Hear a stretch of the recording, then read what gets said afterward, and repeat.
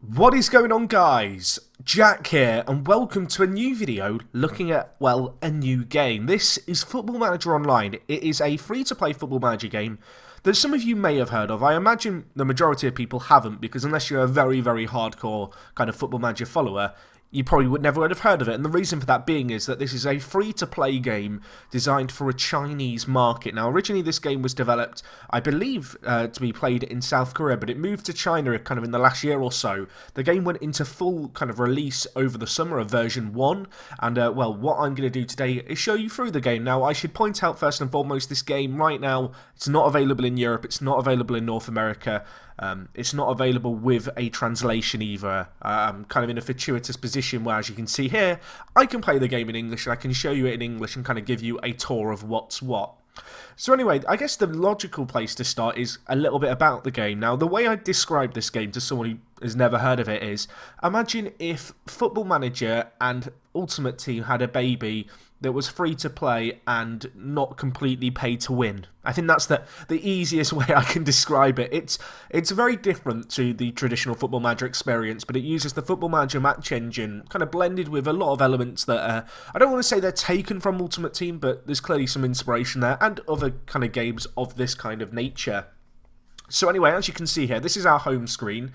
Down the right, we have our squad of players, as you can see here. On the left, we have my competitive rank. Yes, this game has competitive matchmaking, which is very interesting indeed. We also have my division that I play in the kind of game world. We have my club reputation, my player reputation, and your match and infrastructure reputation make up that reputation. We also have a salary cap, which is dependent on the league you're in, so to kind of stop the pay to win elements of it. When you're in the lower divisions, you can't kind of just have the best squad ever because you won't be able to pay all the players' wages. And additionally, you get a match income per match, as well as a bonus if you win games, which gets added to your funds in the top right, which can then be used to buy players, extend contracts, kind of things like that. So anyway, if we just look at the tactics screen to begin with, you can kind of see it looks a lot like Football Manager. Here we have our tactics screen. It obviously has all the roles and duties of Football Manager. There is team chemistry in this game. It's based off nationalities and clubs, and as you can see here, by having certain players as certain nationalities, you gain bonuses. So if you have 6 to 8 Brazilian players, you get +1 dribbling and +1 technique on all your players. So the dribbling, it gives you some nice little buffs, really, and I guess it's encouraged to start kind of building chemistry where you can. Unfortunately for me at the moment, I'm just not that far into the game where I can realistically start to build up chemistry, but it is there. We then have our team instructions, again, very similar to FM. I believe at the moment the game is running on the FM 16 match engine, which is why I play with fullbacks. We also have, obviously, player instructions, set pieces, and opposition instructions that can all be set from here. So, that's that. If we go to the training screen, every time a player plays a match, they get development points. So, you acquire players through a number of ways, the first of which can be opening packs. Another way you can do them is buying them with your in-game currency on the transfer market, and the other way you can get them is by scouting, and by kind of scouting players, you're able to find a new pool of players and you can kind of add some to a shortlist, and then you can buy them for a period of time with your in-game currency if you like, usually for a cheaper fee than what you'd find them on the transfer market. As you can see here, with a player's overall, they're given a star rating overall, which is highlighted by yellow, but also a potential overall. And what I really like about the game is that when you get a player, they will always start kind of with their current ability, but you can train them using this kind of screen here to improve. So if we just look at our players here by development points, you can see here Diego Alves has a blue bar, that's his current ability, and a yellow bar, which is his potential ability. And each game that a player plays, either on the bench or being involved in the actual match, and dependent on how well they perform, they get what are called development points. And what you do with these development points is you invest them into different attributes. So for example, Gonzalez here, we can go through all his different stats, and he has 3,128 development points. And what you can do with these points is you invest them over time, you improve your players gradually, and as a result, obviously, they start raising their current ability until they hit their potential. Obviously, you can't just improve a player forever, and an example of that here would be someone like Grant Hanley in my side, who's 26 years old.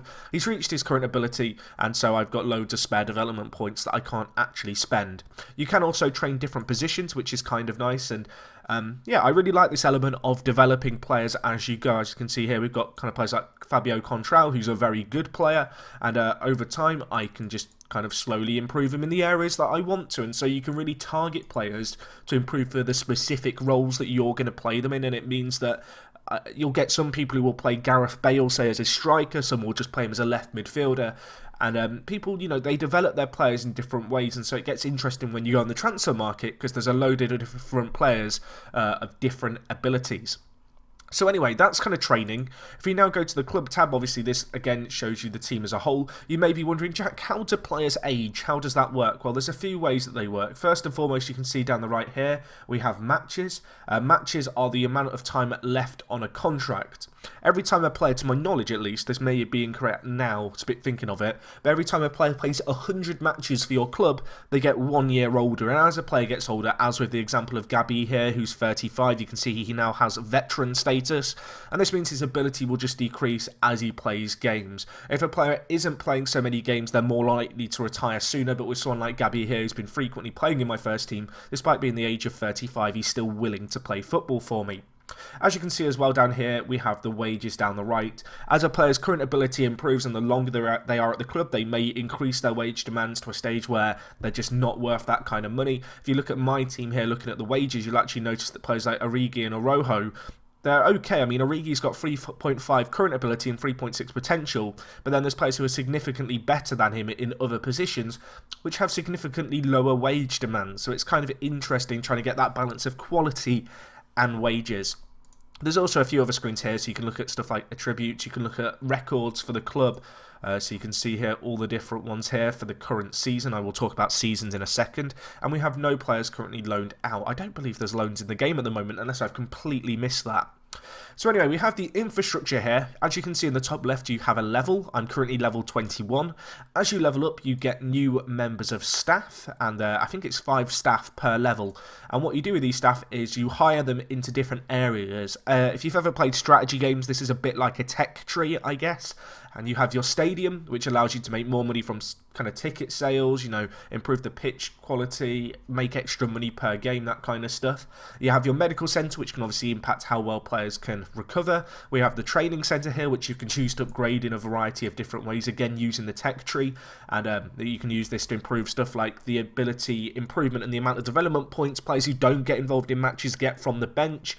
General improvements to the amount of training points that players get at the end of each match. So defensive coach, all players who start in defence gain plus 50 training points.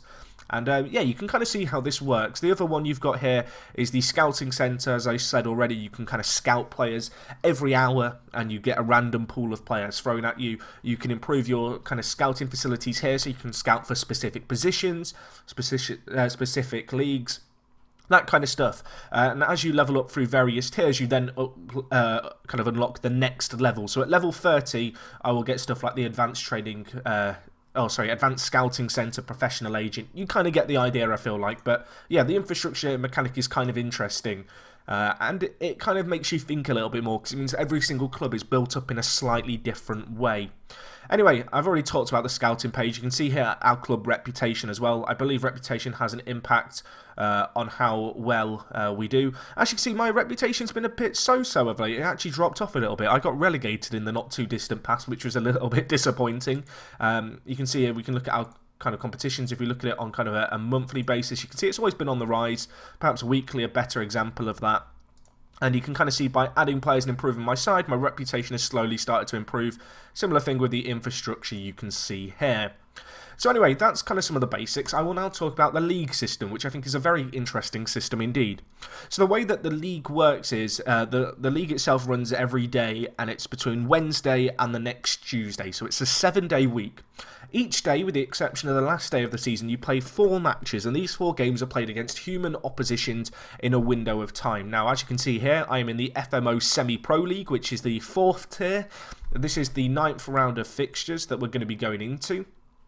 And as you can see here at the top, my kind of game window is between 7 o'clock and 9 o'clock at night in China, which, as you can see here, there's a countdown to my matches.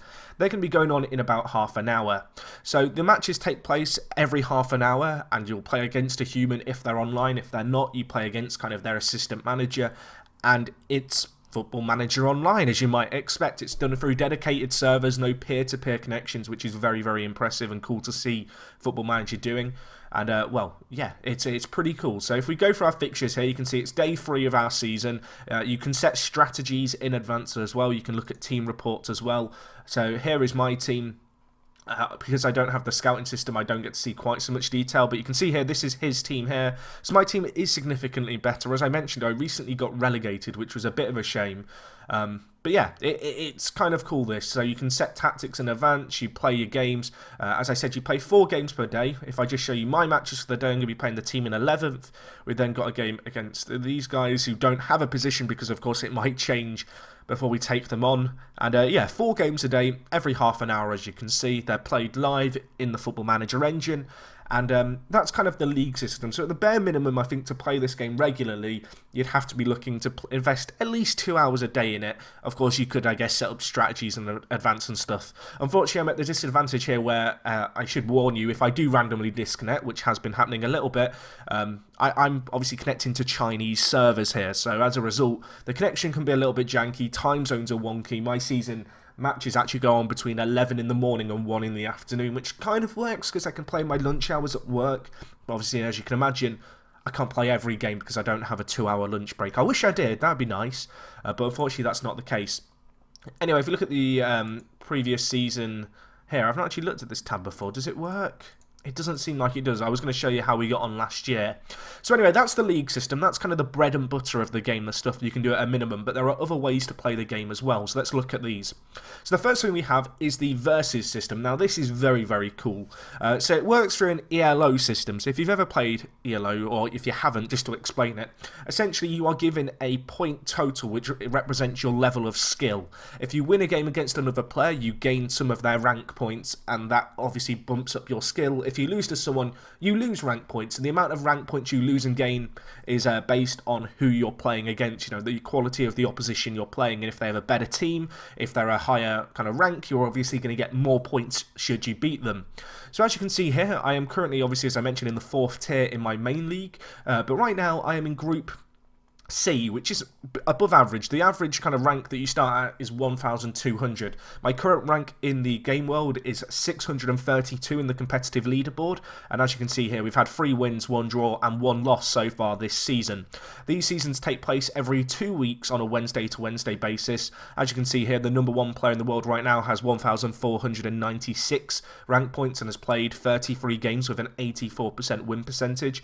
And the way that this works is obviously you play games, and based off where you finish in the season, you get a reward. So the person who finishes number 1, you get youth player packs that give you a guaranteed kind of rising star. You get a top 100 player, and there's different rewards based on the tier you're in. So actually, at the moment, as you can see here, I'm in Group C, so I will get 2 prizes for my league performance. I could keep playing and try and push for that Group B, and I probably will try and do that.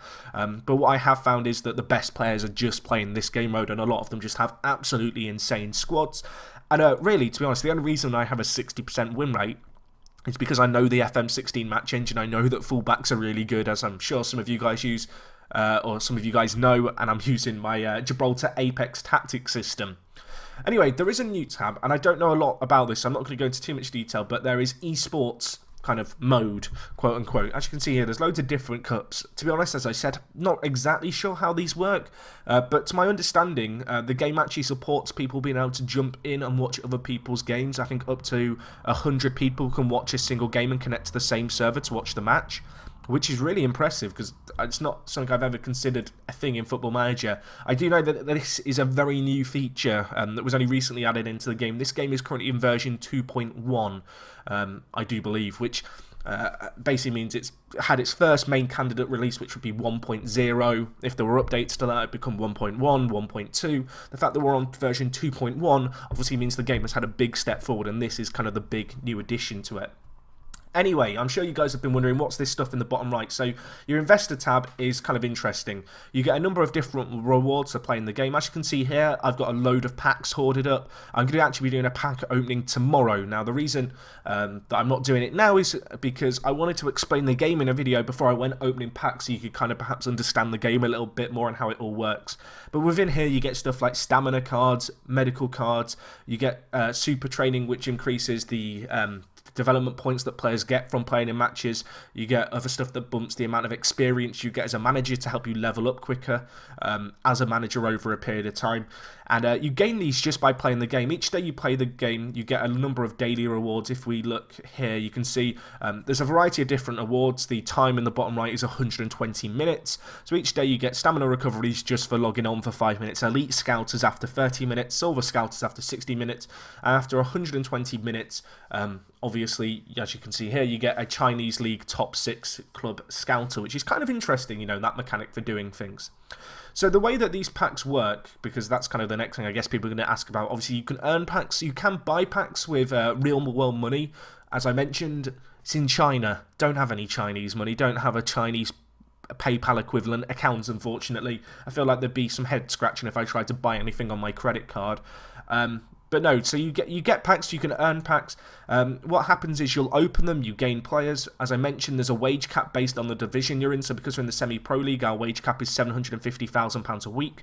I'm currently £100,000 under that. Each time you go up the divisions, the wage cap rises until there is no cap in the Premier League.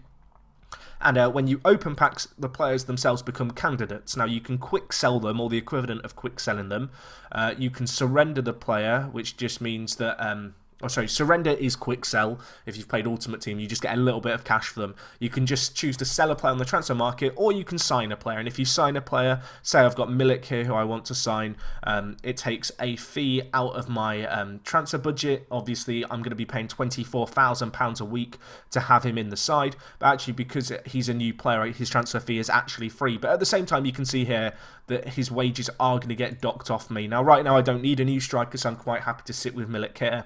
But as you open up packs and stuff, they get added to the candidate list, and then you can choose to add them to your team, sit on them, or just sell them. Now, you may notice here that I have 3 versions of Asamoah Gyan. The kind of cool thing is that if you get a duplicate player, you can merge that player using something called super training. And what this allows you to do is add days of a contract onto a player. So Gyan, who's 30 years old, with kind of merging him twice over, it would mean that his contract has 300 days on it, because you get 100 days, I believe, per merge. And what this means is he won't actually age up to the age of 31 until after 300 games, as opposed to the 100 games a player would normally level up each time they play, which is kind of a cool mechanic. So if you get duplicates, they're not completely wasted. The idea you can merge players to give them longer at the age they're currently at, a longer contract, but also so you can get more development points on them to improve them sooner is kind of interesting. So anyway, that's kind of the candidate screen. As I mentioned, you have your transfer market here. You can search for players just by ability. Say I want a player who's at max 4-star. We'll say value at most, I don't know, say 20 million, minimum, free. Let's do that. Search. And then from here, you'll get a load of different search results of people who are selling their players. There's quite a few here that we could just look through. You can sort by prices. You can sort by ability. I feel like you get a rough idea for how this all works. You can see Czech here. Obviously, he's got 3.8 current ability, 4.3 potential, but he's 33 years old, so he's probably not that likely to improve. But anyway, that's kind of the transfer market. You can sign players off different people. There are also special edition players. There's these cards, which are known as Throwback Cards, which are kind of interesting. So when you pack players, they're the age they are in real life, but with these purple cards, I don't know the official working name for them, it's like a throwback card. So I believe there is like a Messi in 2004 card. So if you were to pack that, you have Messi aged like 21, because obviously in the game he's going to be packed kind of in his late 20s, early 30s. So it's kind of a cool mechanic that there's like different types of special cards, and I'm kind of interested to see what they can kind of come up with that. So anyway, that's a bit about the transfers. Each day you get daily missions. By doing the daily missions, you get free packs and rewards. Unfortunately, these aren't translated for me. So what I have to do is I have to use Google Translate on my phone, and there's a camera feature where you point it at the text, and then through the kind of broken English that gets thrown up, I try and work out what I have to do each day. As you can see, I've done some of these daily missions, and it's kind of cool. You get loads of rewards from them. There's plenty of incentive just to play the game for the missions, to be honest. Anyway, the next thing we have is the friends thing. You can see my friends here. Nothing too crazy going on there. And you also have fan clubs, which are a bit like in-game clans, where you can kind of partner up with your friends. It's kind of a cool mechanic. I'm not sure what the benefits are to this, but you have different fan clubs. I believe it's more of a reputation thing. But it's kind of a cool thing to see. I believe the limit is like 80 people, and you can join one of these fan clubs. There's a big fan club kind of ranking system, as you can see here down the left. And all in all, it's just pretty cool. So anyway, that's a bit of an overview for FM Online. I appreciate that me explaining this stuff probably isn't the most clear thing, but I wanted to share it for people who've been asking me about it on Twitter, because I have tweeted it a little bit. If you have any questions of your own that I've not really addressed, maybe leave them down in the comments. I'll try and get back to you. As I said right at the beginning, at the moment this game has no real plans to come to a Western market. It's very much based on trying to establish itself in China at the moment. But I do like the game. I feel like it would have to change a lot if it wanted to come kind of to Europe, to North America, because I feel like the way people play games here is very different in a lot of ways, and so there would have to be tweaking required. But I feel like this game actually is a very interesting project for Sports Interactive. Obviously, as I said, it's not something that they really talk about that much or that you've necessarily heard of. But in my opinion, it's a pretty fun gaming experience. Obviously, I'm at level 21. I've played the game a fair bit. If we look at my profile here, you can see I've played 301 wins. So I've been playing the game a fair bit, I think it's fair to say. I didn't talk about a few other game modes, so just to cover them real quick, there is something called World Tour. I've actually been grinding this quite a lot, and I'd suggest you do it right at the start. And I'm just going to abandon it because I've only played one game.